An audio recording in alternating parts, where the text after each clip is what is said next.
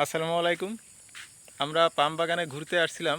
দেখুন কি পরিমাণ পাম ফল এই নিচের থেকে কেটে নেওয়া হয়েছে। এরপরও অনেক চারিপাশে প্রচুর পরিমাণে পাম ফল, ছোট ছোট গাছ, খুবই ছোট, হাত দিয়ে কাটা যায় নিচে দাঁড়াই। চারিপাশে পাম গাছ। এটা পাহাড়ি অঞ্চল, পাহাড়ের নিচের অংশ। দেখুন এই গাছেও কি পরিমাণ পাম ফল, প্রচুর পরিমাণে ছোট ছোট গাছ, খুবই ছোট গাছ।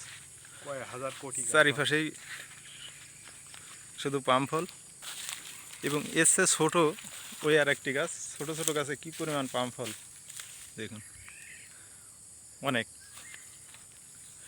সো আমাদের বাংলাদেশে অনেকেই এই গাছটা লাগাইছিল।